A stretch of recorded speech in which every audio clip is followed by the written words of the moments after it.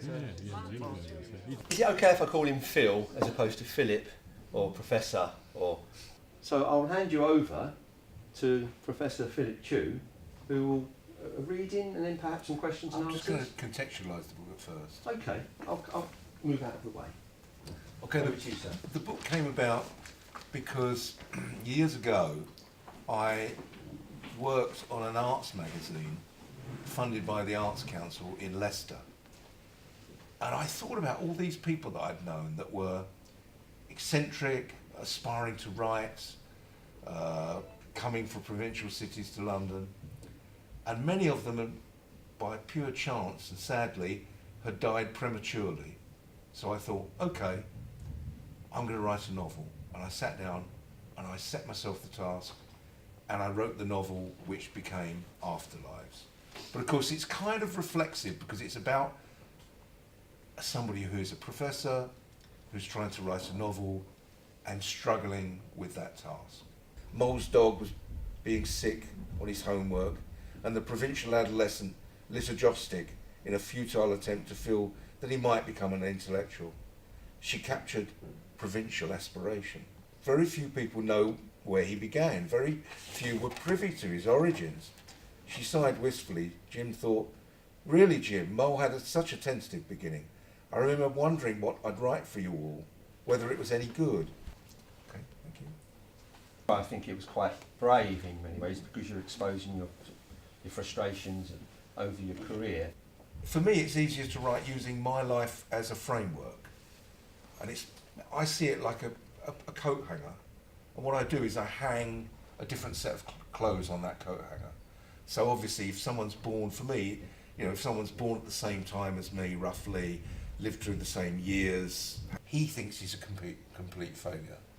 And he's got this kind of monkey on his back, as we used to call it, this sort of thing behind him that's reminding him constantly of, you could have done more, you could have done better.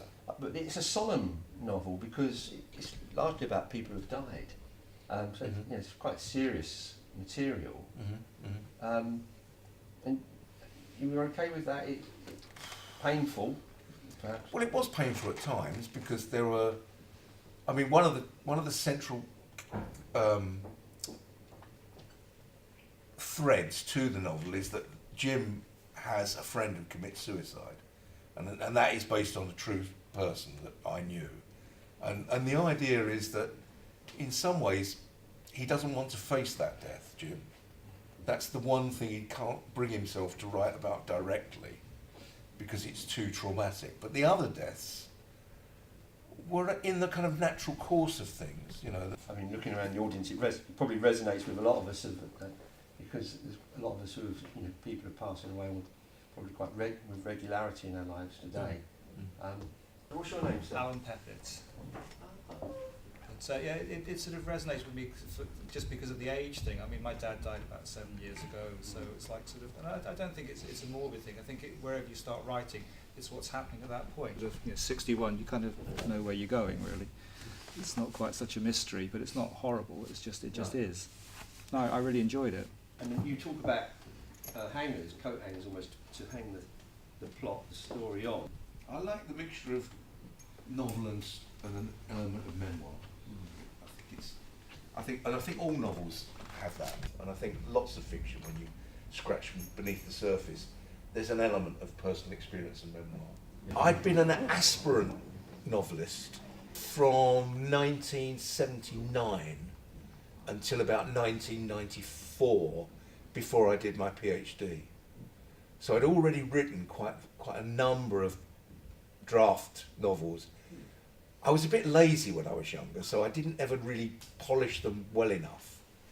And I kind of thought that an agent or a publisher might say, this is such a fantastic writing, this is such a fantastic author, I'll work with him and I'll help him. And because it didn't really work like that. They just sort of said, well, you can write, some of this is quite good, but it's a bit patchy, or it's not quite the story I wanted, So the transition actually was from novel writing to becoming an academic, and I found that a hard transition because it it needed more discipline to be an academic author in many ways than I had before, which may explain why I wasn't quite a good enough novelist to get published, you know. And I think what then happened is I could use the discipline that I used, the editorial skills that I learnt, because I did a lot of edited collections, so I was kind of doing a lot of the editorial work myself, even some of the proofing.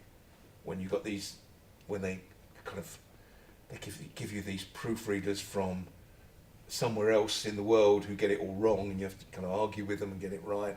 And so I'd learnt the editing process, the intervention process, and I found that when I went back to this novel, I could apply those skills. But it took me quite some time to get the confidence to write a novel, and it was genuinely the memory that Sue believed in my writing and encouraged me, as did the other guy, Chalice, in the novel, who was a local poet.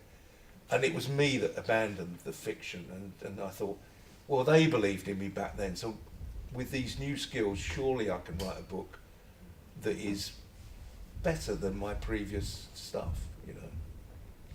There's an episode in the novel about visiting the famous modernist poet, Basil Bunting.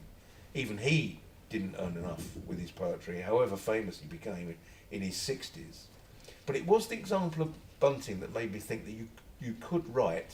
Yeah, I've got Scott Pearce's bank card, so please do have another glass or two of wine, and please do buy the books, otherwise I have to take them all back to Scott Pearce. Yes. Did you read the book? I haven't yet read it. I have my copy. Yeah. I've only read the first 5 pages, to be honest with you. And it was good enough for you to get a signing? I've already recognised some of the events that took place because I was there too. Were you? Yeah. Some of it, anyway. Some of it. Yeah. I'm going to buy it. So I want to make it very Has he treated you kindly? Yeah. Yeah. I don't think I've got a mention, to be honest with you. No. But there's familiarities that I pick up on Yeah. He told me from those days. he put me in one. Next, here was it? Has he got I bought my own. That was from before, and that one I bought. I thought I'd love to get that one done. I've read that one. I haven't read this one. If you don't mind me asking this, as I always do, I often miss the main point of a book. Yes. And I go after what I find, interesting to me. The story of the 3 boys is what stuck with me as perhaps the best part. Schoolboys? Yeah. They're facing the potential of mortality. It was Jim's first attempt at creativity, because the book is about him attempting to be creative, and that in a strange way they only half succeed, and that the other boy's death puts paid to that aspiration to be fully creative. I bought my own. That was from before, and that one I bought. I thought I'd love to get that one done. I've read that one.